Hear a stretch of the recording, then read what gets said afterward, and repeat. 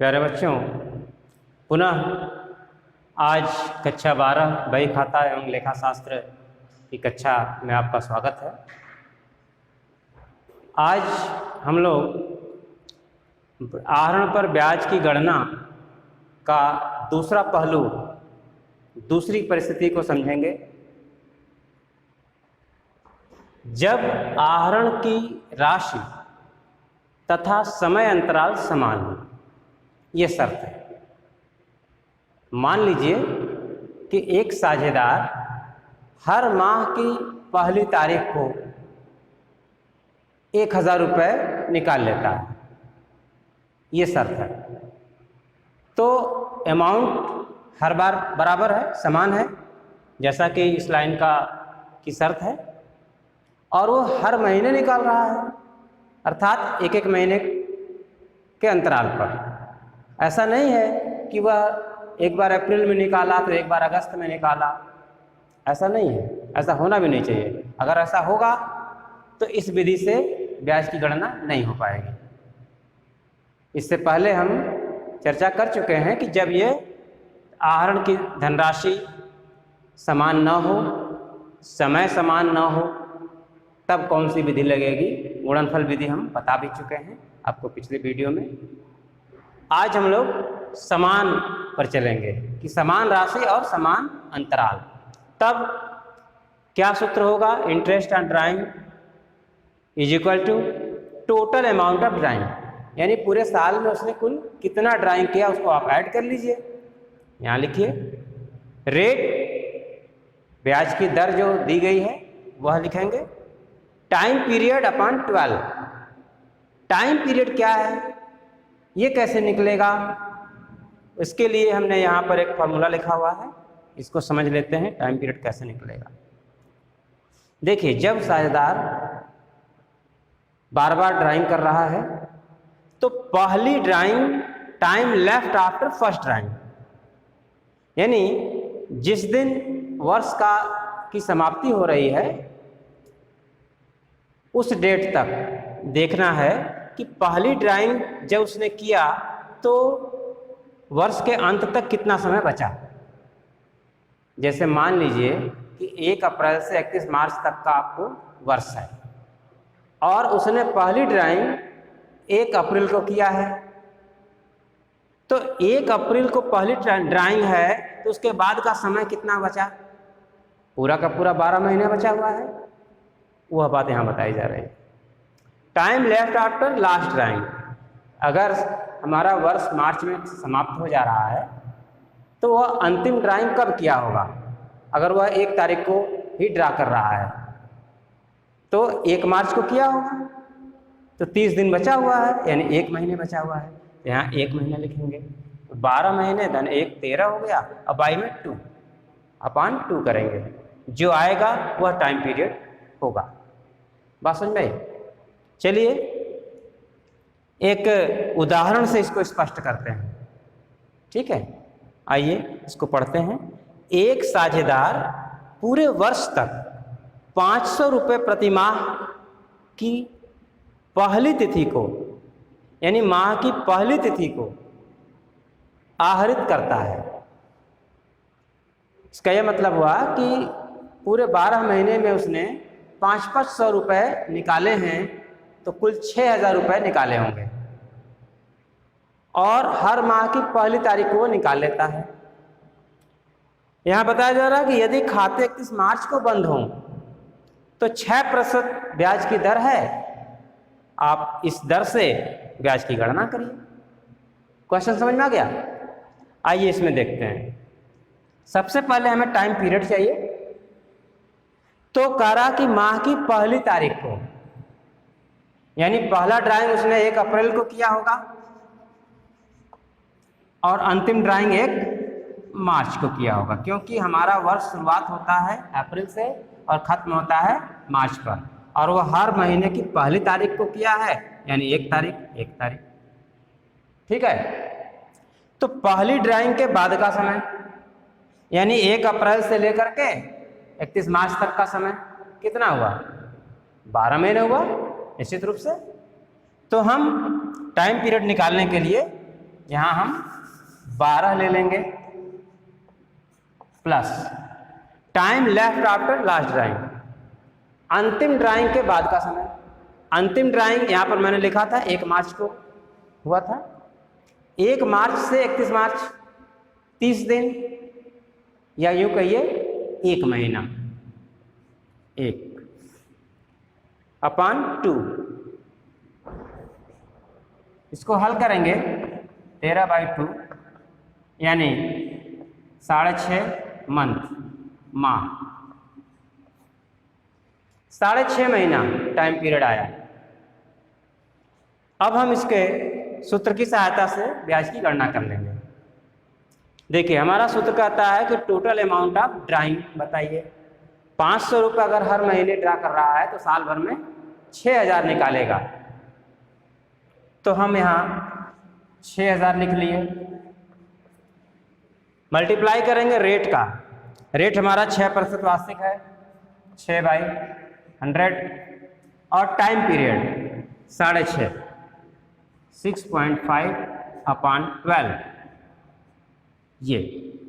अब इसको हम सॉल्व करेंगे, करा जा 0 से 0 कैंसिल कर लीजिए और इससे इसको काट सकते हैं। 12×5 = 60, 5 बार में, और ये ऊपर के ही सब बचे हैं, इसको मल्टीप्लाई कर लेंगे। देखिए 6×5 = 30 होता है और 30 × 6.5 करना है तो 195 हो जाएगा।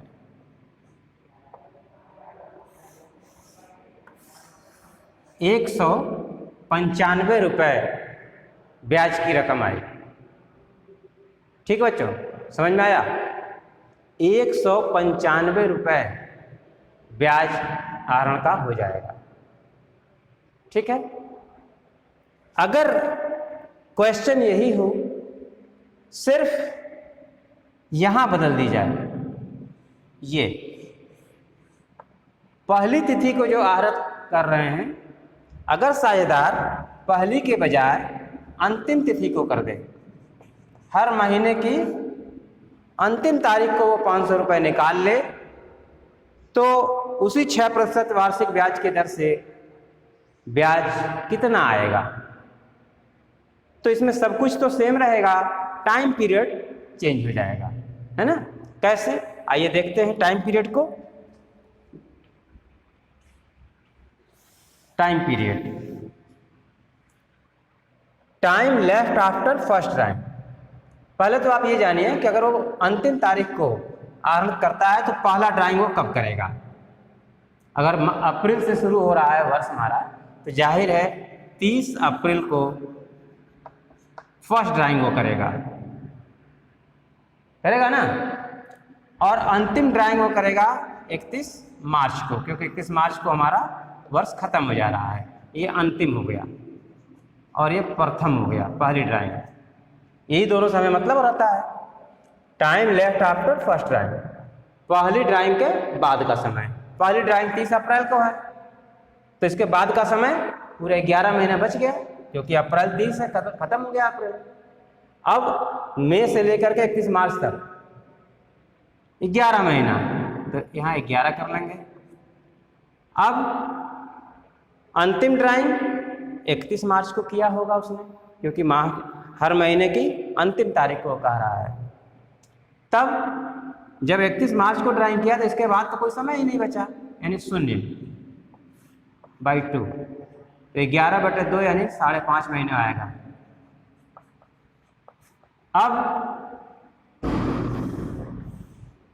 यहाँ पर कुल ड्राइंग हुआ है 6000 का, 500 रुपये प्रति माह के हिसाब से साल में 6000।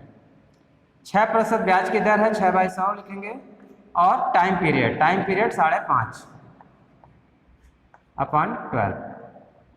ठीक बच्चों, इसको हल कर लेंगे। देखिए 12 से इसको काट लेंगे 5 बार में और फिर मल्टीप्लाई करेंगे, तो 5×6 = 30 हुआ, और ये 5.5 से करेंगे तो 165 रुपये आएगा। 165 रुपये ब्याज आया। दो स्थितियां हम लोगों ने समझी। पहली स्थिति में सवाल जो मूल रूप में था कि हर महीने की पहली तारीख को आहरित करता है तो ब्याज कितना होगा, हम लोगों ने निकाला था 195 रुपये। दूसरा परिस्थिति है कि यदि वह हर माह की अंतिम तारीख को आहरित करे तो क्या परिवर्तन हो जाएगा, आपके सामने है। टाइम पीरियड से बदलेगा और उसके कारण ये 165 रुपये ब्याज की गणना होगी। समझ में आ गया होगा। चलिए अब इसके आगे देखेंगे कोई और केस लेकर के। बच्चों, एक तीसरी परिस्थिति है, प्रश्न आपका वही है जो पहले था कि कोई साझेदार 500 रुपये हर महीने निकालता है और 6% का ब्याज है, 31 मार्च को खाते बंद हो रहे हैं, लेकिन अब वह हर महीने के मध्य में निकाल रहा है। जैसे अप्रैल में 15 अप्रैल को निकाल लिया, मई में भी 15 मई को निकाल लिया, जून में 15 जून को, 15 जुलाई, 15 अगस्त, इस तरीके से वो पैसा निकाल रहा है, यानी मंथ के बीच से वो निकाल रहा है। तब क्या होगा, हमने यहाँ लिखा हुआ है यदि आहरण प्रति माह के मध्य में किया जाता है तो टाइम पीरियड 6 माह का होगा। आप इसको उस सूत्र से भी कर सकते हैं, ठीक है, ये सूत्र हमने बताया था। आप पहले ये पता करिए कि पहला ड्राइंग उसने कहाँ किया, कब किया। तो पहला ड्राइंग वो 15 अप्रैल को किया होगा। अगर वो हर महीने की 15 तारीख को यानी मध्य में वो निकाल रहा है तो फर्स्ट ड्राइंग वो 15 अप्रैल को किया होगा। और लास्ट अंतिम ड्राइंग कब किया होगा, अगर मार्च में हमारा वर्ष समाप्त हो रहा है तो 15 मार्च को किया होगा वो। ये तो 15 अप्रैल के बाद का समय कितना होगा, 11.5 महीने हो जाएगा, होगा ना। नहीं, अप्रैल से शुरू ही होता है और 15 अप्रैल को कर रहा है तो पूरे 12 महीने में 15 दिन कम कर दीजिए, 11.5 महीने हो गया। और अंतिम ड्राइंग को किया 15 मार्च को, तो 31 मार्च तक हमें देखना है, तो 15 दिन बचा, यानी 0.5 मंथ, आधा महीना बाई 2। आप इसको जोड़ेंगे तो ये 12/2 बराबर 6 माह, जैसा कि मैंने ऊपर लिखा हुआ है कि 6 माह ही होगा। तो आप चाहें तो सूत्र में रख करके आश्वस्त हो सकते हैं, ठीक है, या आप यूँ याद रखिए कि जब मध्य में हो तो सीधे सीधे 6 महीने का हम टाइम पीरियड लेंगे। तो अगर उस मूल प्रश्न में ये कहे कि साझेदार हर महीने की 15 तारीख को 500 रुपये निकाल लेता है और ब्याज की दर 6% हो तो ब्याज बताइए, तब हम उसकी गणना कैसे करेंगे। अब आइए देखते हैं कि कितना आता है। तो 500 रुपये के हिसाब से 12 महीने में 6000 रुपये आहरण किया, ये टोटल अमाउंट ऑफ ड्राइंग यहाँ आ गया। रेट 6% प्रश्न में दिया था। टाइम पीरियड अभी आपने निकाला 6 महीना बटे 12, क्योंकि महीनों में हिसाब है इसलिए 12 का डिवीज़न होगा। आइए इसको कटा लें। अब 12 25 60, ये मल्टीप्लाई करेंगे, 5 6 का 30, 30 6 180, 180 रुपये ब्याज आया, 180 रुपये ब्याज आया, ठीक है। तो एक ही प्रश्न की सहायता से 3 स्थितियों का हम लोगों ने यहाँ पर अवलोकन किया है। पहली स्थिति में हमने ये बताया कि साझेदार हर महीने की पहली तारीख को निकाल ले रहा है 500, तब क्या ब्याज आया, आपने देखा था उस समय ब्याज 195 रुपये आया था और 6.5 महीने का लिया था आपने। अगर स्थिति ये हो कि साझेदार हर महीने की अंतिम तारीख को आहरण करे, दूसरी परिस्थिति हमने देखा था, तो 5.5 महीने हमने लिया था जैसा कि कैलकुलेशन पर आया था और ब्याज की राशि 162 रुपये आई थी। तीसरी स्थिति हमने लिया कि हर महीने के मध्य में वो पैसा निकाल ले रहा है, तब टाइम पीरियड 6 महीने का और रिजल्ट सामने है आपके 180 रुपये, ठीक है। फार्मूला वही है, सूत्र हमने वही प्रयोग किया हुआ है, बस 3 परिस्थितियों का हम लोगों ने उसको देखा कि कितना कैसे आता है। तो आपका आहरण पर ब्याज की गणना हो गया। हम लोग समझ चुके हैं। हर परिस्थिति में आहरण पर ब्याज की गणना कैसे निकालते हैं वो आपने समझ लिया है। अब हम प्रकरण चेंज कर रहे हैं। पूंजी पर ब्याज, यह भी बात सामने आएगी जब हम प्रश्नों को देखेंगे कि साझेदार की पूंजी पर ब्याज की गणना भी करनी है। तो पूंजी पर ब्याज की गणना करना काफ़ी आसान है, हम लोग हमेशा ब्याज निकालते ही रहते हैं। आइए एक सिंपली क्वेश्चन के थ्रू देखते हैं इसके सूत्र क्या है। देखिए, पूंजी की राशि इंटू दर, ब्याज की दर बाई 100 इंटू समय बटा 12। इस तरीके से हम पूंजी की ब्याज निकालते हैं। मान लीजिए कोई साझेदार है और वो 2 लाख रुपए पूंजी लगाया। साल के शुरू में उसने 2 लाख रुपए पूंजी लगा दिया और ब्याज की दर मान लीजिए 8% है, तो 8/100 यहाँ लिख लेंगे सूत्र की सहायता से। ठीक है, ऐसा ही करते थे हम लोग। समय, उसकी यह पूंजी पूरे वर्ष तक अगर लगी है तो 12 महीने तक रही वो पूंजी, तो 12/12, यानी इसका कोई मतलब रह नहीं जाएगा। लेकिन सूत्र में है तो हमने लिख लिया, क्योंकि ये तो कट जाएगा। तो कितना आ जाएगा आप देखिए इसको, ये तो कट गया, ये इससे कट गया, वो उधर कट गया, ये 2000 बचा, ये 8, 16,000। 16,000 रुपया साल के अंत में पूंजी पर ब्याज आया। बहुत आसान है। यह चीज़ आप पिछली कक्षाओं में बहुत बार ऐसे किए होंगे, सिर्फ नाम बदला है कि पूंजी है तो अमाउंट है। तो इस राशि का हमने ब्याज ऐसे निकाला है।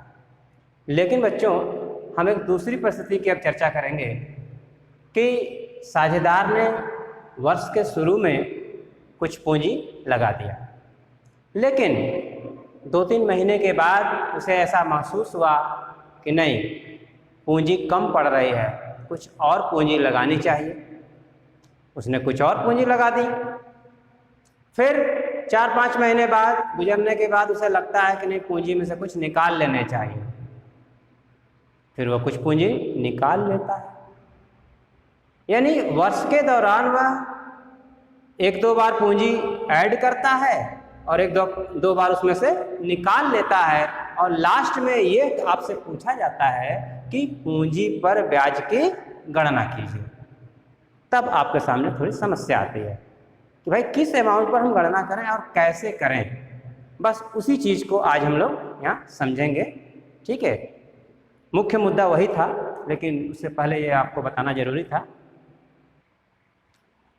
तो बच्चों, इस उदाहरण से हम लोग पूंजी पर ब्याज की गणना करना सीख लेंगे।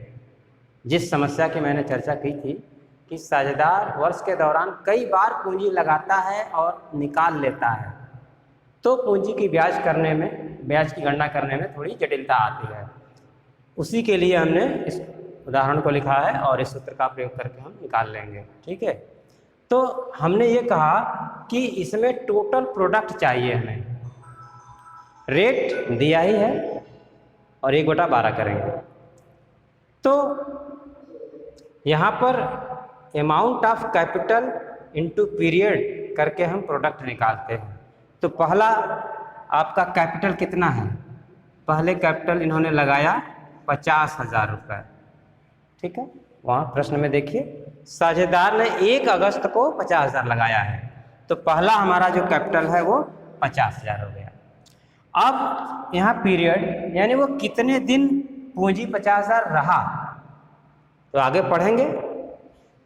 कह रहा कि 1 अगस्त को 50,000 लगाया, पुनः 1 दिसंबर को 30,000 और लगाया, यानी ये 50,000 1 दिसंबर को चेंज हो गया, वो 30,000 और बढ़ करके 80,000 हो गया। तो हमें पहले 50,000 को देखना है कि 1 अगस्त से 1 दिसंबर तक वो कितना दिन 50,000 था। तो अगस्त 8वां महीना और दिसंबर 12वां महीना, तो कितना दिन हो गया? 4 महीना हुआ। यानी इसमें 4 का हम मल्टीप्लाई करेंगे तो हमारा प्रोडक्ट होगा 2 लाख। बात समझ में आई? पहली बार उसने 50,000 रुपये लगाया 1 अगस्त को, और वह 50,000 रुपये चेंज हो जा रही है 1 दिसंबर को, तो हमारा वो 50,000 रुपये 4 महीने के लिए था ना, बस वही चीज़ को यहाँ करके प्रोडक्ट निकाल रहे हैं। अब हम दूसरा, हमारी दूसरी पूंजी कुल मिलाकर हो गई 80,000, क्योंकि 1 दिसंबर को 30,000 ऐड हो गया है यहाँ पर और लगाया, यानी 50 30 80 हो गया। अब यह 80,000 रुपये कब तक रहा, तो आगे जाके पता चल रहा कि 1 फरवरी को पैसा वो 20,000 निकालता है, पूंजी निकाल लेता है। यानी अब हमें ये देखना है कि 1 दिसंबर से 1 फरवरी तक कितना दिन हुआ, तो दिसंबर पूरा और जनवरी पूरा, 1 फरवरी को चेंज हो गया, यानी 2 महीना। तो इसका हुआ प्रोडक्ट 1,60,000, 80,000 इंटू 2। बात समझ में आई ना? इसको हम लेंगे, हमारा जब से 80,000 हुआ, 80,000 कब हुआ, 1 दिसंबर को, और फिर चेंज कब हो रहा है, 1 फरवरी को, तो 1 दिसंबर से 1 फरवरी के बीच 2 महीना बचता है, दिसंबर और जनवरी, ये 2 महीने से कर लिया। अब तीसरा, 1 फरवरी को 20,000 निकाल लिया, 80 था, 20 निकाल लिया, कितना हो गया 60, अब 60,000 की पूंजी रह गई।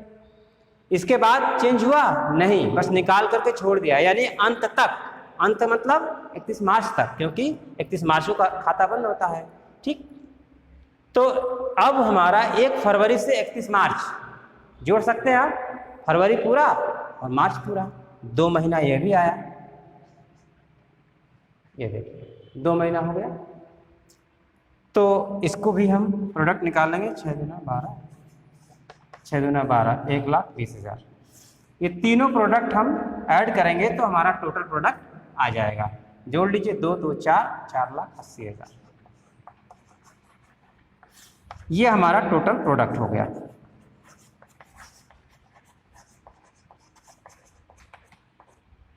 $4,80,000 प्रोडक्ट निकालना हम लोग सीख लिए इस प्रश्न की सहायता से, उदाहरण की सहायता से।